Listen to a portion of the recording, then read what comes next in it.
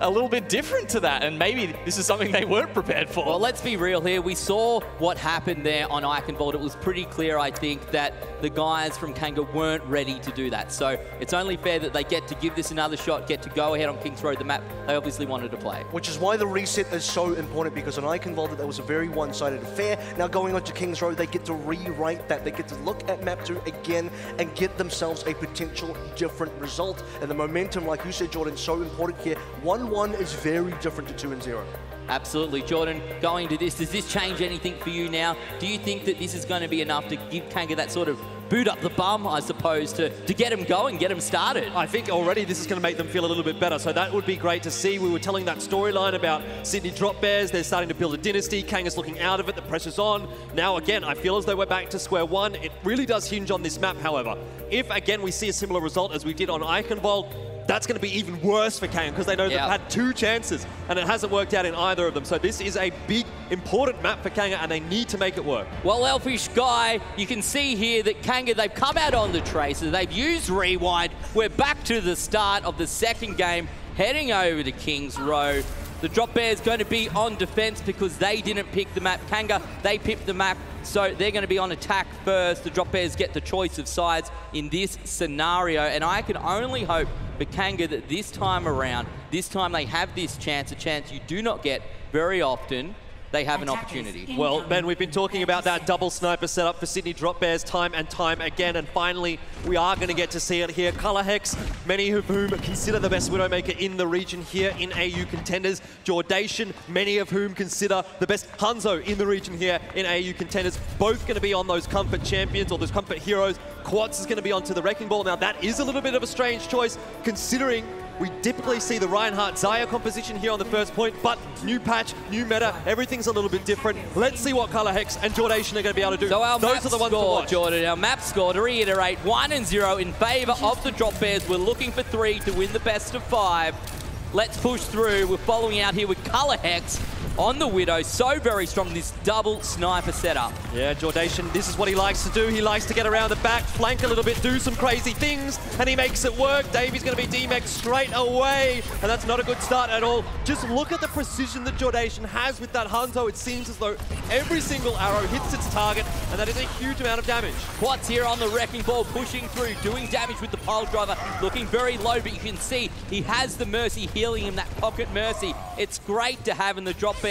They're going to clean up Kanga here, and the swaps now, the trades, they're changing into different heroes. Once again, Sydney Drop Bears playing really, really well around that GOATS composition that the Sydney Drop Bears, that Kanga, is running. They're playing heroes that got mobility, vertical mobility, which the GOATS composition does struggle with. But now, changing things up for Kanga Esports. My problem, however, is, again, we're going back to that same old story that we've been telling about Kanga, where they give the advantage over to Sydney Drop Bears early, and they can never wrangle it back.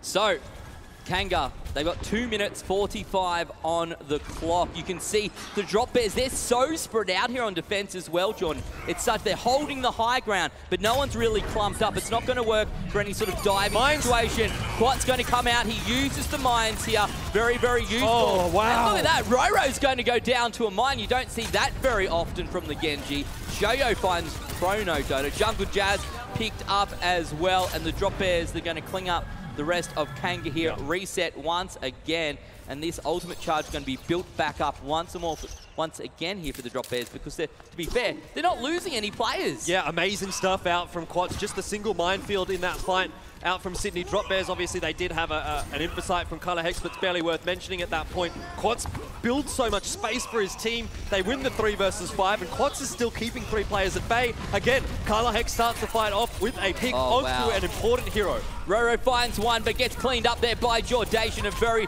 crucial This is better. Locos onto Color Hex. Davey goes down. Bertlock picked up. The Drop Bears with a few alive. Kanga with the same. They're on the point. We are contesting. They might be able to find this. Self-destruct. Big self-destruct. Is it going to find anyone? No, it just slows it down. Yeah, the key there for Kanga Esports, they find Bertlock. Red's not going to be available for Sydney Drop Bears, and when those 1-for-1s are coming out, the attacker side is favoured. They can trickle onto that point a lot faster. Sydney Drop Bears, however, they want to contest. They've got ultimates. Color Hex finds Roro.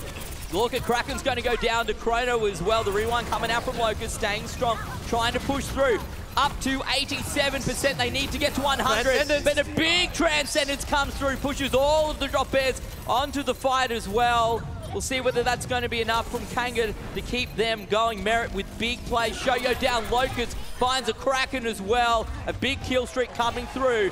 And a big change now we're on their map of choice. Yeah, very abnormal for a team to be contesting like that. Typically, you'll see that one given up. I think it shows the confidence of Sydney Drop Bears that they're willing to do something like that. But in the end, it is going to punish them. It's going to allow Kanga to build up a lot more ultimates. It's going to allow them to chase them down. And look at the control here into the second phase of the map, into point B that Kanga have already got. While Sydney Drop Bears is still scrambling with their roster, they're still trying to get positioning.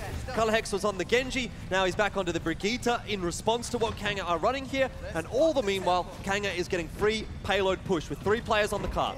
So now that we've captured the point, as you said, it is time for the payload. They stay on the payload and push it forward. As soon as the Drop Bears come in range, it will stop and they'll have to fight it out. Dragon Blade going to come out here from Roro. Yeah, along with a huge sound barrier as well. Colorhex going to go down there in the back line. You can see Bertlog looking low as well. Chrono doing what he can onto the supports, trying to pick them up one by one with the Tesla cannon. Jordation going to get found out by Locust. Kanga doing what they need to here, doing pretty well, Jordan. Yeah, but there's still a chance for Sydney Drop Bears to contest here. Self-destruct is coming up shortly for Shoyo, but he's just been demexed, so never mind that. The key here for Sydney Drop Bears, Jordation with the EMP at 92%. If they want to contest, that is going to be their way into this fight.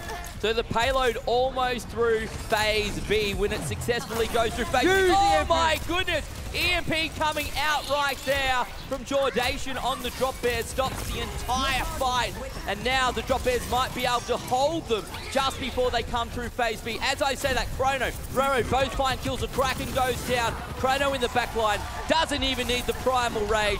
Phase B will be completed here by Kanga onto phase C. And they're in the perfect position to close this map out with a lot of time to play with. Ben, 3 minutes. It's enough here to push into phase or into point C. Locust has got the EMP. Roro is about to come up on the Dragon Blade, and that is such a deadly combination. If you can get rid of a Kraken, for example, with that Transcendence. Quads! Oh my goodness, talk about gone? He's hit the golf ball into the water, Jordan. He's not getting that one back. See you later. Well, that's going to be a little bit of a spanner in the works for Sydney Drop Bears. It's not going to end the map for them, but it certainly is going to give Kanga some free EMP positioning. over the top. Here we go, coming out from Locust. Huge plays. Roro as well with the Dragon Blade, looking for kills. They're going to do it. No a Kraken, no Colorhex, just his self-destruct from the Drop Bears to do anything here. Not going to be enough. The payload pushes through. They may get this across the line with huge amounts of time on the clock. Not quite a Kraken in with the Transcendence. Bertlog is there as well. We've got the Dragon Strike coming across from Jordation. There is still a chance for the Sydney Drop Bears to hold on to this one. Colorhex needs to get that Dragon Blade up. He needs to survive here. He's at 80%, but he goes down. That might be the nail in the coffin now for Sydney Drop Bears. Yes, the Drop Bears one by one getting picked up here by Kanga Esports. And Kanga looking very strong now on attack. One by one, Drop Bears will try and get onto the point. They only need one there. Oh, Jordation's got it. Oh my goodness, so close. He's going to go down. Shoyo on the point now. That Diva is a lot tanky, 97% for Colorhex. Easy to stay alive. Quats comes through with the pile He's got the Dragon Blade. Oh, what's going to go? Chrono shuts him down. Wow. Colorhex gets nothing done with the Dragon Blade. Wow. It's still alive right now for Kanga, but Ben, I don't think they're winning this fight cleanly enough. Sydney Drop Bears have done a great job of stalling things out, and eventually Kanga has to run out of steam. Locust with the EMP as well. That may be enough. Roro with the Dragon Blade. A big ultimate coming through. Slicing the up. Shomo. D-Mech. Colorhex down. Jordation down. And Kanga are successful. Well, it took a little while, Ben. It took a while, but they've managed to close it out, and they still have time to boot. Let's have a look exactly how much is left here. 1 minute and 5 seconds, so not too bad for Kanga. And really, once they got past that first point, things went really well for them. They had a great roll through phase B, even into phase C. It was fantastic. Quats going for a bit of a dive into the pit. A little unfortunate for Sydney Drop Bears, but they did manage to stall out for quite a long time. That could have been a lot worse for Sydney Drop Bears. I don't think they're going to be too rattled by that. No. Kings Road, a lot of the time you do see the map finished off, so Sydney Drop Bears now, let's see their side of the story. This is only one half of Kings Row. While it looks good for Kanga, The let's be defensive real. side Let's could be real. very different. This is what we expected from Kanga to begin with. We expected that they would come through to Kings Row, their pick, and they should be able to get the payload to the end. That is what you would expect from teams of relatively equal skill, and they have done that here. Now the Drop Bears move over to attack. If we go back to when Drop Bears were on defense, they were impressive defending point A, a little, I guess, sloppy maybe in point B.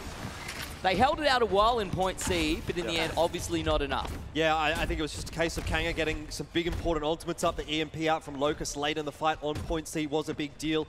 Now, you mentioned point B being an issue there for Sydney Drop Bears. Well, I think that's part and parcel of the fact that they recontested point A. They put themselves in a bad position for point B and could never really get a proper setup on point B. They were always trying to trickle in there. They were always fighting from behind, which has been the problem that Kanga has faced.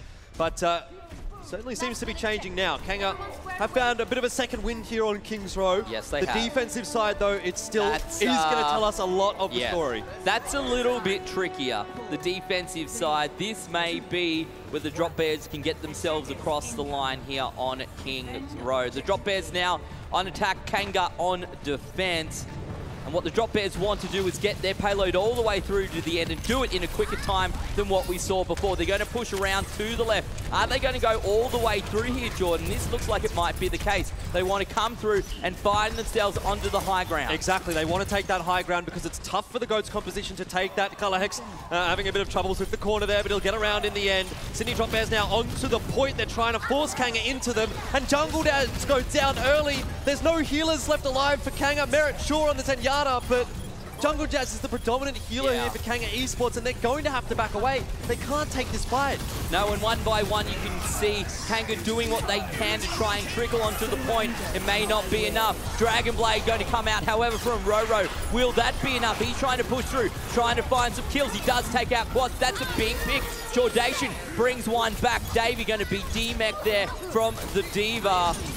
But still, they're capturing 2/3 of the way through point A, looking to get all the way through to 100% and onto that payload. Yeah, still favouring Sydney Drop Bears here. Remember, 1-for-1's favouring the attacking side. Locust with the EMP, though. That might change things up. Let's see what Chrono can do on the recontest. Doesn't seem like it's going to be enough. That follow-up was not there. Just Chrono on that Winston doesn't have enough damage to chunk through all of those big tanky players for Sydney Drop Bears. Self-destruct, looking to find some kills, won't be enough. And as we can see, Color Hex here on the Widow, shooting from spawn. Graviton Surge comes through, and this should theoretically be enough to get us to 100% on point A. Quite a lot invested in there from both teams, but a little bit faster from Sydney Drop Bears, I feel, than what Kanga was able to cap out on their first point. In saying that, however, Kanga have got time to set up here on phase B. They haven't been staggered as much as Sydney Drop Bears were on their own defense, and so it should be a little more difficult here for the Drop Bears to push through the second phase of the map. Yeah, Kanga sort of got a bit of a flow on. They got through very quickly. They didn't have to fight too many fights. One good fight, a second one at the end. That was enough for them. Chrono's going to need to be very, very good with his bubbles here because Quats, we can see, has that Earth Shatter. There's no Reinhardt shield to stop that, and that could be the end for Kanga. If a big Earth Shatter comes out here from Quats, here we come through. Earth Shatter does get blocked there. Big plays coming out from Kanga on defense. Shoyo's down. Color Hex trying to push through. Dragonblade not having any of it here. Roro forced back. Less than ideal for him. Chrono's gone down to Quads. The big tank coming out from the Drop Bears, trying to make up for that Earth Shatter. That was not successful. Merit's gone down as well. Jordation up to only 30% energy. That is not what you want to see if you're on the Zarya either, but it does not matter. The Drop Bears win that fight. Well, it was a great bubble from Chrono, but unfortunately for Kanga Esports, there was too many support ultimates to follow up.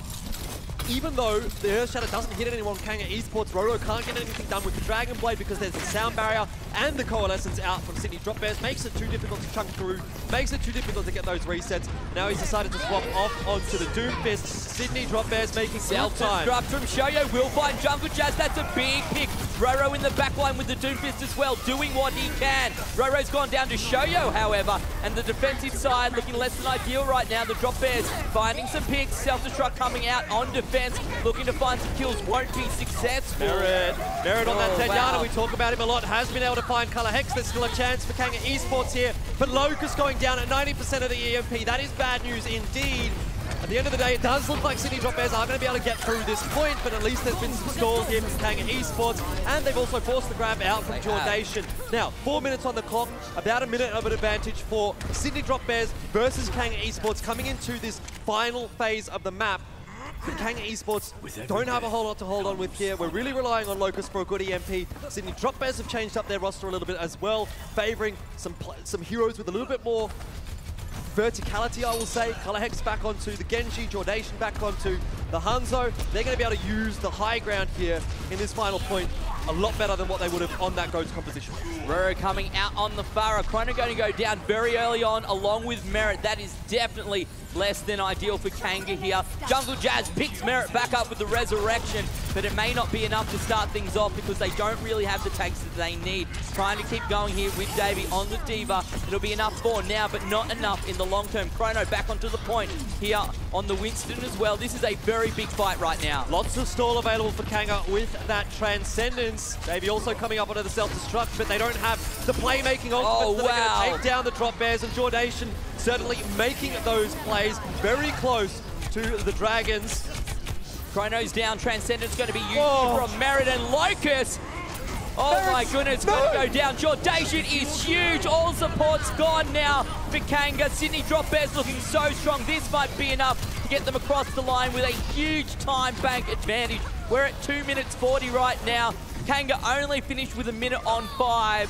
When we get this across the line, we get to go all over again. The Drop Bears going to be, wow, so far ahead right now. Well, how long can Kanga stall for? The answer is not long at all. A great attacking side from Sydney Drop Bears, and Kanga Esports, despite having a good attacking side of their own, this is why we always talk about it's two sides of the same coin. We need to see what Sydney Drop Bears were able to do. They have about a minute and a half advantage heading into this overtime, and Kanga, again, their backs are up against the wall. They certainly are. They certainly are, but this is obviously much better than what we saw earlier on Eichenwald. Moments of greatness, glimpses of greatness, Jordan. A team that certainly shows us here that they can take it to the Drop Bears. They just need to repeat what we saw from them before. Just do it just that little bit faster. They need to be very aware of Jordation on that Hanzo. He got too much work done. He was essentially on his own, flanking around the side. Manages to kill not only the Sombra there, but also helps out with Merit, or taking down Merit on the Zenyatta. A lot of work done by him, not to mention the kill onto the Winston earlier on in that fight as well. So he really made that final fight work for Sydney Drop Bears, and that is something that he likes to do. He likes to play around the sides. He likes to play as a flanking Hanzo as opposed to in the middle of the fight, taking it head on. And Kanga Esports so far have struggled against that, so they need to be aware of where Jordation is. They need to be keeping track of him and making sure that he can't make plays like that on the Hanzo. Well, this time around, the times are a little bit different. They only have to work with what they ended up after the end of point C. That means that Kanga has 1 minute and 5 seconds. The Drop Bears have 2 minute 30. That's a huge advantage. 2.5 times the other team's time bank. So Kanga coming out on attack first. It's going to be tough to get this across the line and capture point A. Yeah, they need to capture point A as well, Ben, because they don't have a lot of time to work with. If they can cap point A, they can sit on that cart, they can push it through overtime and potentially get some nice work done. It is even possible to cap the map out, even with only that 1 minute, if this first fight goes well for them.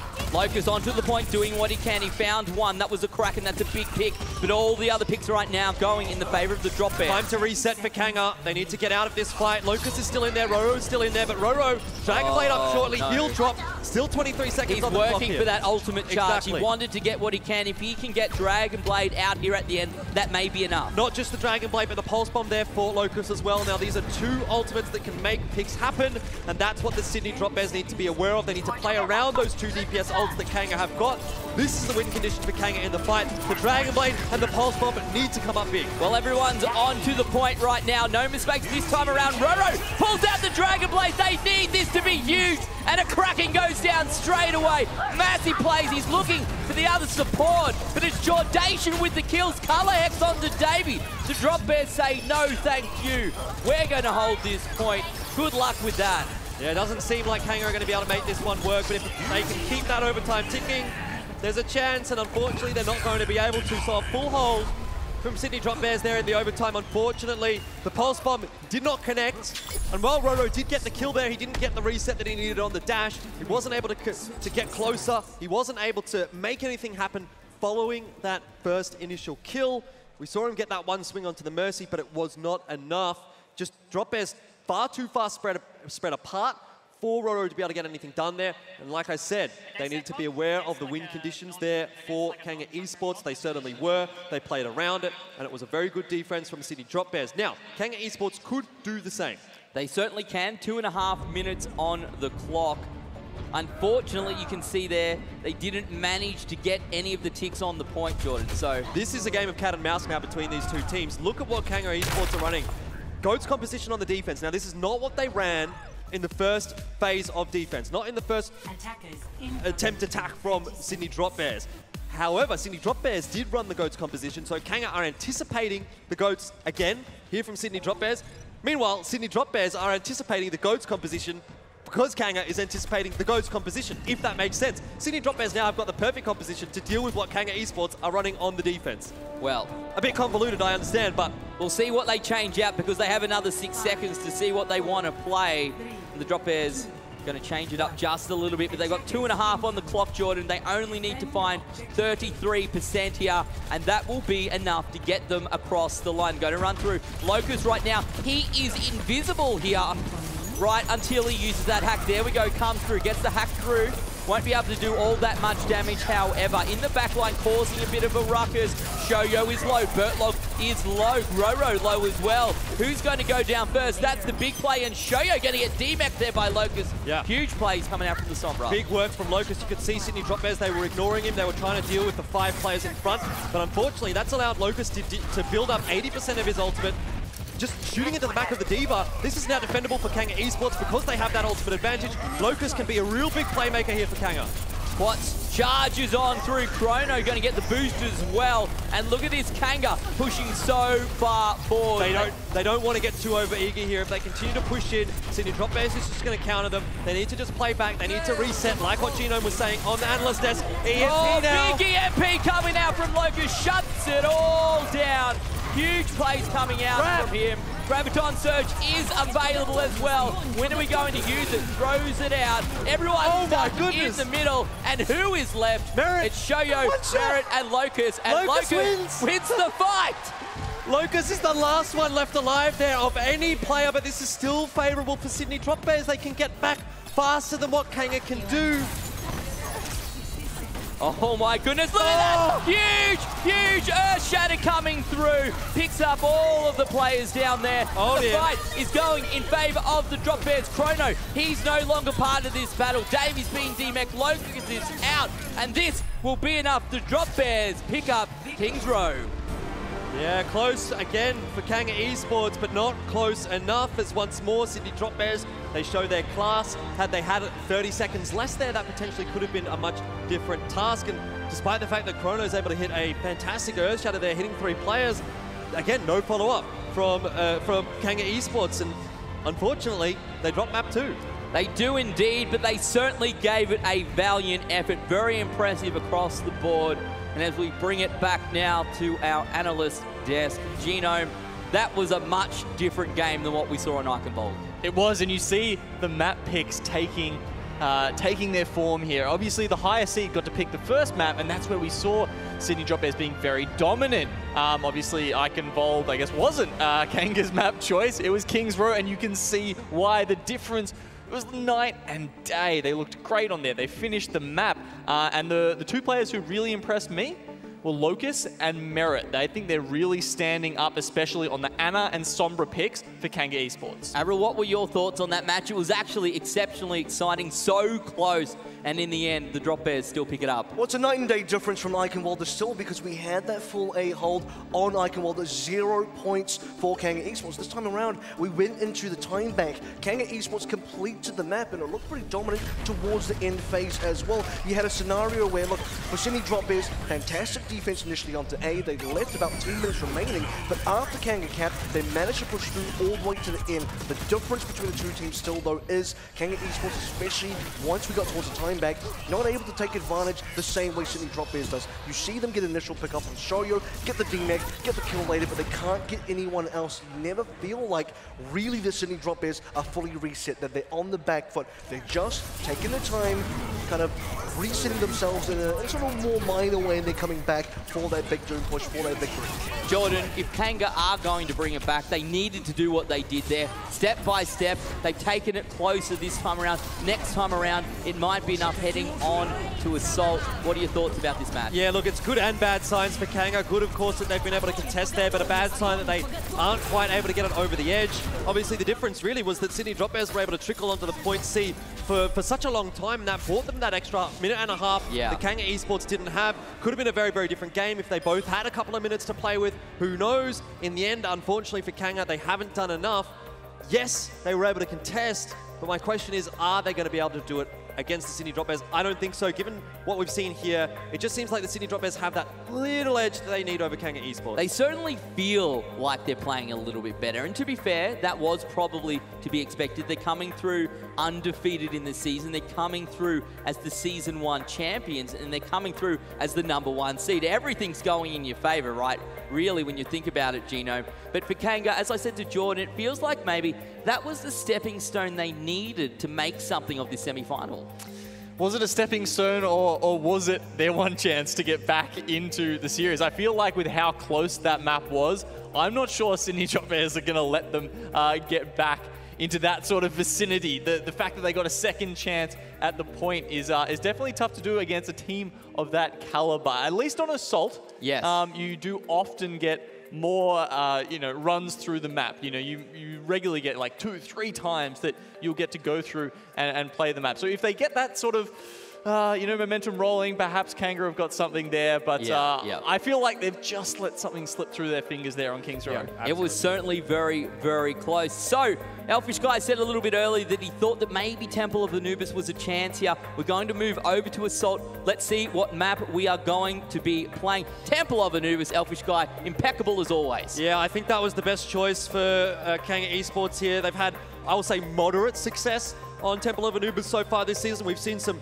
really good games out from them, but then again, we've also seen some kind of up in the air performances on Temple of Anubis. I do think it's a good choice for them up against the Sydney Drop Bears, however. Now, we don't have much of a data pool really to work with for Sydney Drop Bears on this map, but in saying that, this is the only map that Sydney Drop Bears have lost this season. So take from that what you will, but I think Kanga Esports is going to be reading into that a little bit, and I do think there's a chance. From what we saw on Kings Row, it gives me enough confidence to say that I think Kanga Esports can win Temple of Anubis, but I'm not going to say that they will. I think it's still Sydney Drop Bears. Alrighty, well, we've seen Control, we've seen Hybrid. Let's go and take a look at Assault. This is Assault. Two teams face off as either defenders or attackers. The attacking team has a limited amount of time to capture 2 objectives. First A, and then B. To capture an objective, the attackers need to stand within its range for a set amount of time. Defenders can delay capture progress by also standing in range. To resume capture, the attackers must force the defenders off the objective by any means necessary. If successful, they score 1 point and gain additional time on the clock. Now the fight moves to objective B. If even one attacker is on an objective when the clock runs out, the game enters overtime. This extends play indefinitely until either team is cleared away. The round ends when the attackers capture both objectives or when time runs out. Teams switch sides each round. Whichever team scores the most points wins. Assault is always very, very exciting as well. We can see time and time again, these rounds will go over and over. Teams attacking, teams defending, and Temple of Anubis is where we are going. AVRL, before we jump into this match, who do you think this favors? I think this is going to be the best map for Kanga Esports so far. That's saying something considering how close Kings Row still was. If nothing, Kanga Esports is showing right now that they deserve the respect and that they are still to be feared. If Sydney Drop Bears slip up in any fashion, And there are no perfect teams here. There will be mistakes made. Kanga going to be there to punish. Do you know, if there's a meta that works better here on Temple of Anubis, if there's a team comp that works better, who does that favour here? What do we expect to see? Well, one thing I noticed was how great Bertlog's use of speed was on the Lucio. So if we do see, you know, a Goats composition or even just a Lucio Moira come out from Sydney Drop Bears, I think the fact, like how he uses his speed for rotations around the maps is going to, you know, really, Kanga are going to struggle to deal with that. I feel like they're not ready for how quickly and how perfectly timed he's using that ability. Jordan, before we get into the action here, potentially this will be the last time that we see Kanga here on the stage in front of us. Do you think that there's something here that Kanga can pull through to get them across the line? Absolutely. If it's going to be any map, it's going to be this map. We've already seen a slight weakness there for Sydney Drop Bears on Temple of Anubis, and we know Kanga are fairly accomplished on this map. What I'm really looking for is fairly solid dives out from Kanga Esports. Chrono leading the charge on that Winston. They've been good on that throughout the season, and I think that's going to be the make or break for Kanga Esports. This is their last chance. Regardless of the result here, however, Ben, I think Kanga should be proud of the season, but let's see if we're going to be getting to see a little bit more Kanga today, or if we have to wait until next season. Well, it's Temple of Anubis. It is Assault, the Sydney Drop Bears in green, starting off on defense. Kanga, they picked this map, and we saw what happens when they pick maps, John. It gets very, very close. They're playing in white. They're going to be attacking. You need to capture point A, then you need to capture point B. And if you are successful, whatever time remains goes into your time back to try again. So what are we looking at here in terms of team comp? What do we expect to see? Well, once we see what Chrono locks in, I'm going to assume it will be the Winston. It is going to be that dive set up for Kanga Esports. What they want to do is jump onto that high ground right in front of you, open up some room for potentially the Widowmaker. We're probably not going to see that here for Kanga. It is going to be Locust and Roro, so it's just going to be the full dive. Locust maybe around the back, maybe on the point, dancing around, trying to cause some havoc around the back.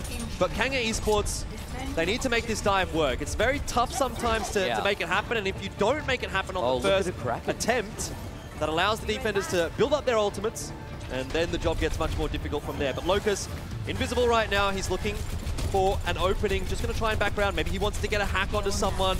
That's going to be what he does. That's the opening now for Kanga Esports. That's a big hack. Chrono's on his own. Follow up with it as well. As you said, Chrono Dota getting a little bit caught out as well, pushing through into the back line. Roro here on the Genji as well, trying to do work. It's a very broken play right now. We don't necessarily always see this to start things off on Temple of Anubis. So far, everyone is alive. But Kanga, if they go 1-for-1 trades, they're going to come out here with an advantage. Merit, the first one to go down to Color Hex. Shoyo going to go down to 1-for-1. And as you said, no healers means no game. Yeah, very, very good focus fire from Sydney Drop Bears. It was looking okay for a moment for Kanga Esports, but as soon as Color Hex is able to get that first pick, the rest follow, and Color Hex finds 3 in the fight. Already a pulse bomb built up here for Jordation.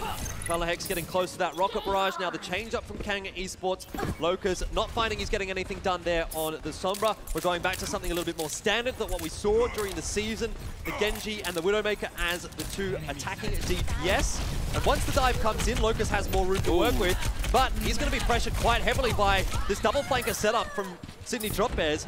Picking a Widowmaker into a Tracer and a Sombra is a very, very bold move. Tran's going to be popped here in the corner, coming out from Kanga. Merit doing what he can, but Jungle Jazz going to be caught out. Color Hex has free reign as well here with the Farah. Does not even need to use the ultimate. That rocket barrage, a very, very powerful ultimate. That's still in the back pocket, ready to go. 2 minutes now on the clock. Kanga have used up half their time. Yeah, Merit's going to swap off the Zenyatta as well. That's a comfort pick for him. He's a very good Zenyatta, but it's going to be back onto the Ana. A little bit more survivability there for him. He can drop that Bionade down on himself, heal himself up.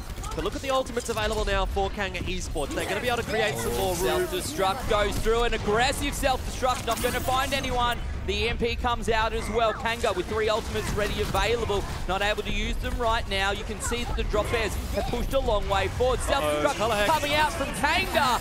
And Color Hex is going to go down there to David. That's a big, big pick, as is that hack there onto Roro, right when he uses the Dragon Blade. Roro has not had any success with Dragon Blade throughout this entire series. Sydney Drop Bears have been so good at shutting that one down. It's not going to matter now, though. Color Hex tries it, uses, does what he can. It was not enough. Roto actually gets him with the deflate there as well, so Kalahex has been his own undoing.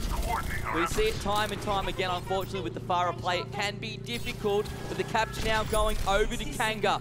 Up to 50% right now, 60 seconds on the clock. If they capture point A, they get more time to capture point B. You can see the drop bears pushing through. Shoyo trying to get onto the point. He is successful, just trying to eat up the time bank. Every second they take now is a second they don't have to deal with later.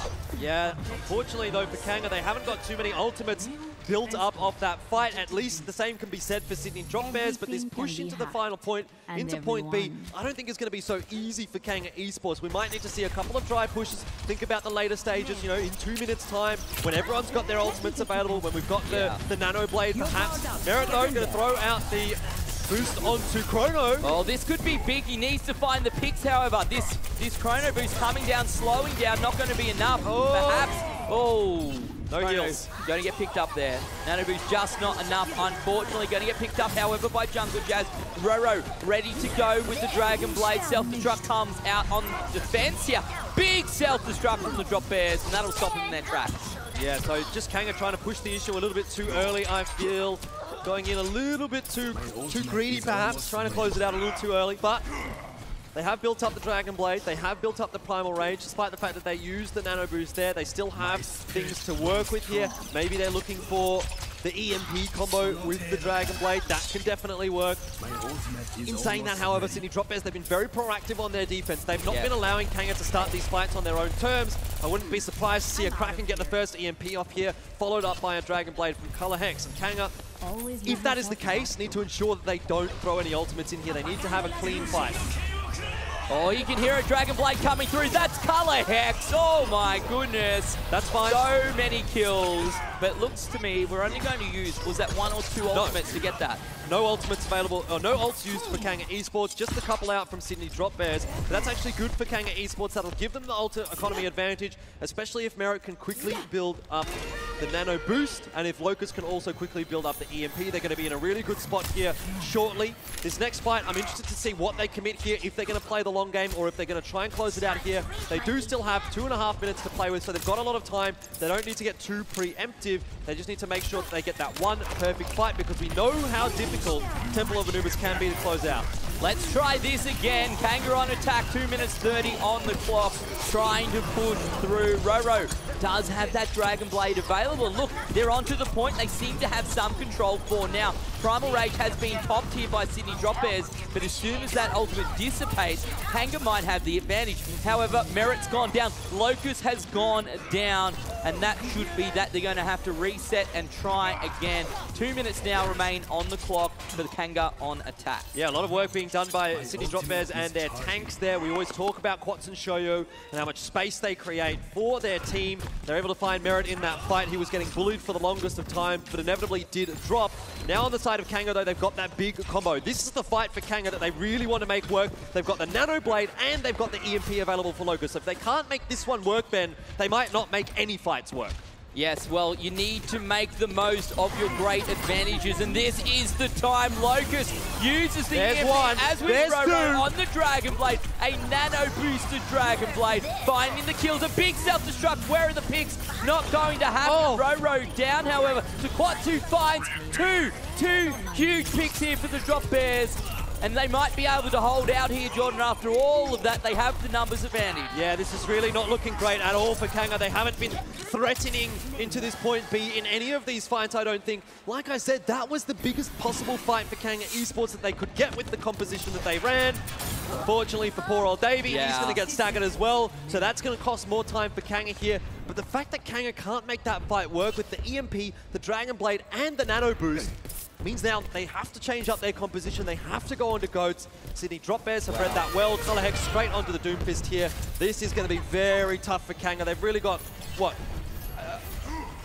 A boost, a Lucio ultimate? Yeah. And maybe a self-destruct? Yeah, not going to be much, and you see the rallies being used here as well. Lucio ultimate comes out. That gives everyone a big shield. It certainly helps That is indeed Color Hex trying to do what he can here, but it's Kanga on attack. Davey does have that self-destruct available. They need to make it happen now. They will not get a second chance. The Drop Bears have the advantage in terms of spawn. What can Kanga do? Self-destruct coming out from Davey on attack, pushes everyone out of the room, but it doesn't matter. None of the kills go their way. The Drop Bears still probably feeling pretty confident. Locust goes down. That's a good pick. They need to find another. Meteor Strike, that will certainly help. Finds a pick there onto Davey. D-Mex, and of course picked up as well. Jordation now has the rally.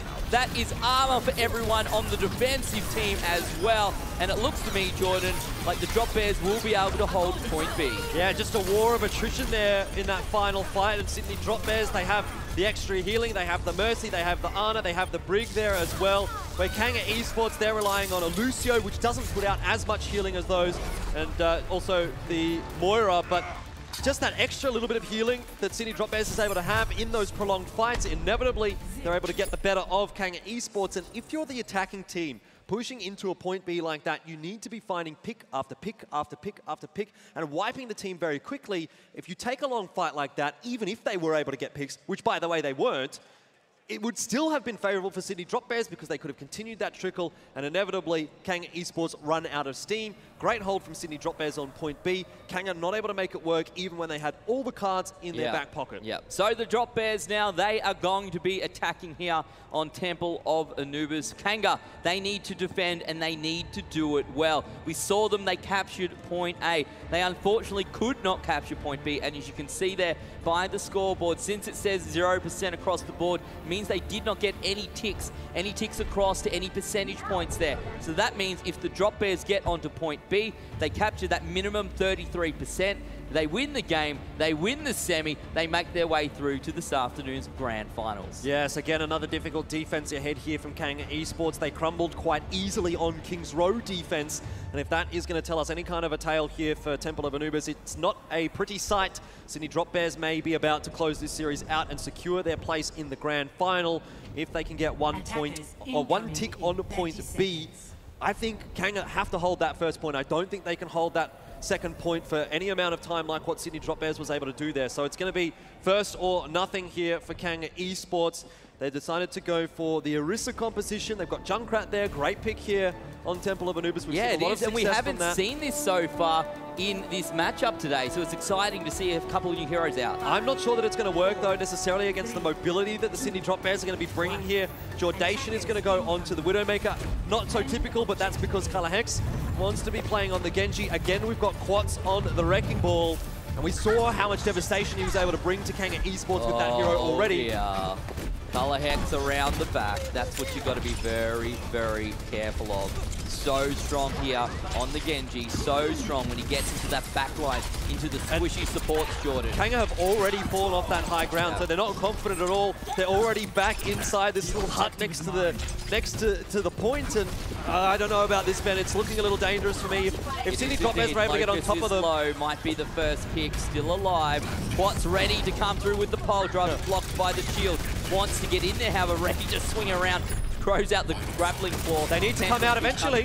Well, that's it. They need to contest the point. Already up to 50%. Coming through. Nice pile driver. Does a lot of damage. Davey looking low there. About to be demeched as well. That's Color Hex going to find that pick. Nicely done.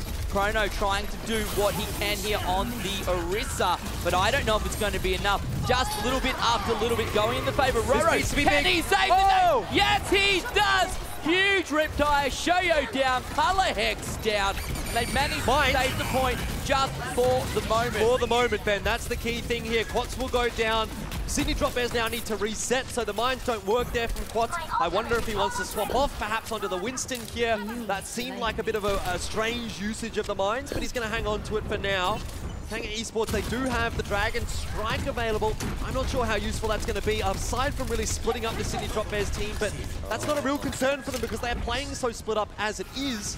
Jordation swaps off the Widowmaker. Didn't really get too much done in that fight. It was obviously quite tough for him. Yeah. But onto that Hanzo, we've seen again how powerful he is on that hero. Again, dangerous for Kanga Esports here. And Sydney Drop Bears have a lot to invest in this fight. Elias pops, self-destruct comes through to the room. Everyone tries to get out. But they catch out Jungle Jazz. Locust doing what he can, but it's not going to be enough. Surely the Drop Bears will be able to pick up this point. Davy's gone down. You can hear the supercharge, the bongos, and a big pile driver coming out from Quats on the wrecking ball. They will find the Pixie. They will find the point. This is going to be it now for Kanga Esports. Sydney Drop Bears about to secure their place in the grand final, Ben. I feel it right now. Look at the ultimates that they've got on their side. They've got the Dragon Blade, they've got the Minefield. That's going to create so much space on the point, and then Color Hex is going to go to town on those Kanga Esports players that are so split up. Not to mention the fact that a Kraken is going to be there to keep them all alive. And the only thing that Kanga Esports can rely on right now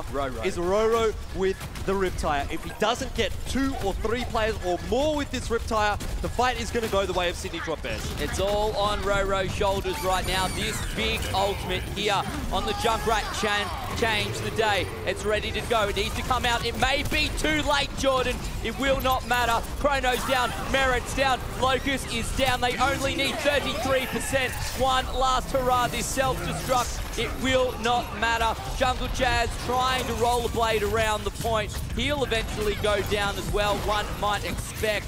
They are doing what they can on defense, but I do not believe it will be enough right now. The Drop Bears looking good. They're on the point. Everyone is there. 33% is where we need to get to one by one. Kanga trickle out, but Jordation here on the Hanzo should be able to find Chrono Dota, and they should be able to find the point. The Sydney Drop Bears secure themselves a spot in Overwatch Contenders Australia Season 2 Grand Finals.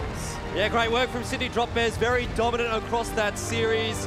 Obviously, Kings Row got a little bit close there, but it really felt like Sydney Drop Bears were in control for the entirety of that matchup. Unfortunately for Kanga, that's the end of their run here in the season. I think fantastic work from Kanga, however, throughout the season. The leaps and bounds that they've made here cannot be undersold, but Sydney Drop Bears, they are looking in fine form here, and we'll turn our sights towards Order and Darksided next. I think for both of those two teams watching this match, this is a scary prospect ahead of them for whichever one makes it through to the grand final. It is indeed. Again, congratulations to Kanga, who have had a very impressive season. They make it all the way through to Laver Arena. They're able to say they were in the first ever esports game here in Laver Arena. That is a pretty big deal, and to be fair, a pretty epic season for them. They have grown so much across the last 3 months. I can't wait to see what is in store for them in season number 3. But gents, as we bring it back to the desk, oh my goodness, the Drop Bears, Genome, they're looking pretty good. They are, and if we're looking forward to the grand final, it feels like there wasn't a single composition that we saw them on that they didn't look good in. There was some that Kanga looked better, and that's when, the matches got a little bit closer. Kings Row and Anubis, they were doing okay there. But I don't think it was because Sydney Drop Bears were dropping off on any of those. It's because they just had such a mastery of this new meta. You can see how they understand it. AVRL, to be fair, you were right. It was a 3-0 and it did go to the Drop Bears. They were looking pretty good across that, but overall, I think that Kanga still showed us quite a lot. I think they did, especially across the last 2 maps. We had Kings Row, which ended up being, all their picks, they had a good performance on. Now, they didn't quite finish Temple of Anubis, which is a bit of a shame. Still made it very interesting. Probably didn't quite get the kind of distance that we maybe felt here, because we did expect maybe this was going to be their best map, but a great season overall. Sydney Drop Bears were just a better team. They're the defending champions for a reason. They walked past that trophy on their way back to the computers, and well, I mean, it could be theirs very soon. Jordan, what were your big plays from this match? What were your big plays? Is it all Color Hex? Well, I think Color Hex certainly was the standout there for Sydney Drop Bears, as we've come to expect. I thought Quats and Shoyo worked very, very well together as that tank duo for Sydney Drop Bears. It's sometimes they do go unsung, obviously, because it's sometimes a little difficult to tell how much of an impact the tanks are having, how much room they're giving to those DPS players. But the other thing, a Kraken, he was playing a lot of heroes. He was flexing a lot onto the Sombra, had a really good time on that as well, on a hero that we haven't seen him play too much throughout the regular season. So, I mean, I think across the board, everyone's looked good there for Sydney Drop Bears. And really, it just seems like they are working in unison. That preparation, that week of boot camp, everything coming into place right now for Sydney Drop Bears, and potentially 2 in a row. Going into this afternoon, Genome, obviously the advantage here now for the Drop Bears is they played their game. They get to sit back, relax, watch their opponents. They only need to worry about one more match today. What are they going to be able to take out of the next game? Because we haven't seen these teams play for a few weeks. Yeah, I think they have been scrimming some of these teams, so they might have some idea of what's coming for them. But, I mean, yeah, I really liked Elfish's point there about a Kraken playing the Sombra. Because what that means is if you get one of your healers on the Sombra, that means you've got both of your DPS players to come out on their best picks. And it's the flexibility that they're showing in these kind of situations that's just going to give them these little advantages going towards either Darksided or Order in the grand final. After all of that, AVRL, after all is said and done, how are we feeling about the Drop Bears right now? They must be feeling pretty good. Anything to nitpick at here, or they're pretty strong? I think the precedent they've set is very important, right? They're looking very dangerous right now, 3-0 in the semifinals. If you want to include Iconvolta in there, that's technically a 4-0. I mean, it didn't really count at the end of the day, but it says a lot about where this team currently is. So if you're Order and you're Darksided on the other side of the bracket right now, I mean, this is kind of what you have to live up to. You are playing now to get into the grand finals against the Sydney Drop Bears, and that's a scary thought. Well, we've heard from the analyst desk. Let's hear from one of the players. We're going to throw it over to the stage with Miles, who's got Jordation. I do have Jordation. He's a monster. He's an animal, and he's right here. Mate, well done. Congratulations. You're in the grand finals. How do you feel? Excellent. Very excited. Did you expect this to be, I mean, it was a 3-0 or a 4-0. It was a 3-0, but I mean, did you expect that to be so easy? Was there any moments where you felt a little shaky? You felt like Kanga could have, kicked back? At the start of Lijiang was the only point of doubt. And then after that, it was easy. Easy peasy lemon squeezy. Okay, well, up next, you're going to have to be facing the winner of Order versus Darksided. Who would you rather face in the grand finals? We know the most about Order because we've been scrimming them recently, but we think both teams will still be a win. Both teams will still be a win. You hear it here first from a man who's very, very confident, and rightly so. Jordation, good luck, mate, in the grand finals. Enjoy the rest. You got a lot of fans here, my friend. All right, that's enough from us here on the stage. Throw it back to Ben on the desk. Thanks, Miles. What a cool experience for Jordation here. It's amazing to be here in Laver Arena, particularly in front of so many fans for these guys. The Drop Bears must be feeling pretty good right about now, and rightly so. We're going to have a very close semi-final coming up. If of these two games that we'll see today in the semi-finals, we just saw a 3-0. Gino, do you think we're going to see a 3-0 in the next game, or is this going to be a little bit closer? No, I'd be extremely surprised if we saw a 3-0 between Order and Darksided. Darksided have some pedigree, okay? They've made some changes going into this season. They've got new DPS players, but Order recently have been looking a little bit stronger. We saw them fall off towards the playoffs, towards Season 1. It's the opposite here in Season 2. They're coming into this looking strong, and I think it's going to be a close one. I think it will too. Coming back to that game very, very quickly, there are a lot of epic plays in that one. Gino, what was your Macca's play of the game? So my Macca's play of the game was actually on for Locust from Kanga. We see at the end here on King's Row, the ball's on the man. He translocates directly into the enemy team and pulls off the EMP that actually allows these guys to finish the map. Roro finished it off with a Dragon Blade afterwards, but I mean, usually you would stealth in through the back, then you pull off the EMP. Yeah. But for him to just say, no, we've got to do it now. I see the opening and go in and actually survive. Look at that 14 health. What a play by Locust. Yeah, normally you use the translocator to get out of the fight, not into the fight. So that's a huge McDonald's Australia play of the game, and a very big play it was. Oh my goodness, the Sombra that we've seen lately, Jordan, that has changed up the game once again so much. Yeah, exactly. Obviously some changes to Sombra throughout the most recent patches, and it definitely has changed the way that these games have been playing out. We typically didn't really see any Sombra at all, or if we did, it was kind of a niche sort of off-pick on some maps. Maybe on Temple of Anubis you would see it, but now that you've got infinite stealth on the Sombra, it makes life a little bit easier. You can work the map a little bit better, and it does seem to be now a strategy that a lot of teams want to run. So for those teams that have a strong Sombra, that's great. For those teams that don't necessarily have a strong Sombra, that leaves a bit of a question mark. Certainly does indeed. Now, I think you're not going to be joining us for the next game, so I just want a couple of quick insights, Jordan. What are your thoughts heading into the second semi-final? Yeah, it's a tough one, isn't it, really? Because on paper, this one looks like it's going to be very, very close indeed. Throughout the season, I probably would have said I think Darksided would be the favoured team, but like Genome said earlier, we're going to be seeing Order on the up and up. They've been performing better and better toward the end of the season with the addition of their new coach as well. I think this Order side is looking a little bit scary. So for me, I actually think this one could go to all 5 maps. I still want to lean on the side of Darksided just a little bit. I think their season run was a bit better than Order, but this one really could go down to the wire, and I think either team could take this series. For me, it's really who comes out on the day, steps up big, and has a good performance on stage. Yeah, it's been very close so far across the season. I'm excited to see that Order and Darksided are here today, ready to go into this next semi-final. It's going to be coming up very, very quickly.